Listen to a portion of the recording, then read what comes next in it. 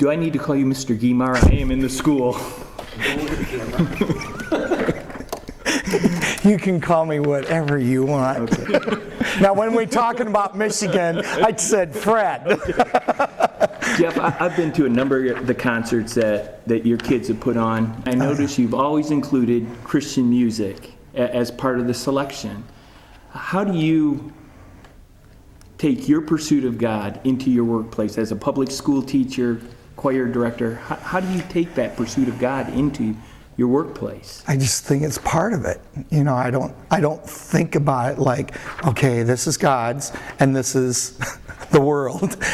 You know, I never even question it. And honestly, I don't think through my entire life until my second year at Chatham have I ever been questioned, why is there prayer or why are we doing religious music? And in all my years, Mount Zion, who's heavy show choir, and Mitchell, I mean, we never had an issue of sacred music. Anytime I took the choirs out, matter of fact, most people thought we were a Christian school. And I've never even given it a second thought why we do that kind of music. It's great music. There's lots of different music we can do. But like the opening song for show choir is Critical Emergency, and it's Group 1 crew. Well, they're a Christian influence. It's good stuff. I've always done a ballad of Mark Schultz. When you have good material and it's a good message, nobody says a word. It's really been easy. I've noticed at each one of those concerts, the kids in your choir are having so much fun. I mean, they look like they are just enjoying themselves. And I really took that as a reflection, knowing you personally. It was a reflection of you and how you've made this fun for them. My question is, do you look on your role as teacher, choir director, as ministry? Absolutely.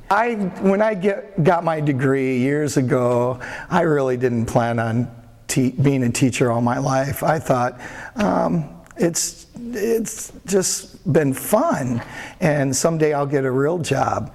And I think the Lord said, guess where you're going to be? And I've never even questioned, like, my heart's more the Christian school atmosphere. But, you know, we need Christian teachers to be that light for kids. I mean, it's the public school that needs it. And I just feel like I'd rather be in a public school looked at like a Christian school than a Christian school looked like a public school. Jeff, can you tell me about a student that has impacted you spiritually, has maybe motivated you in your pursuit of God?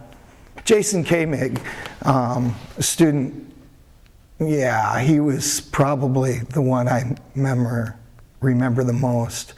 It's so vivid because I immediately can get emotional. And he was walking along. And I don't want this a sad story, because really, he brought a lot of kids to Christ.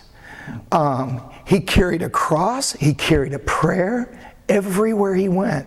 And he passed out little crosses, these little silver crosses. It was amazing.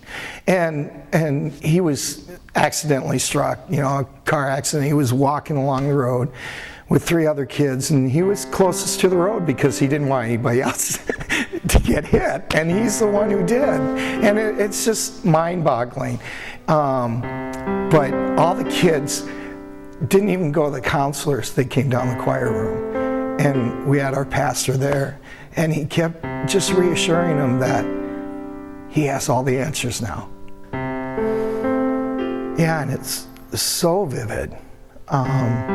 Because it was, you know, he was just a sophomore. He was just a respectful kid, kind of in the background. You know, he didn't ever want attention on him. But a heart of gold. His funeral was packed with kids. Jason knows he's talking to Moses, you know, he's talking to Jesus, and you know, it just, there was a lot of things that was taught through that. And through that, every day we prayed in show choir. Every day in public school. It really was amazing.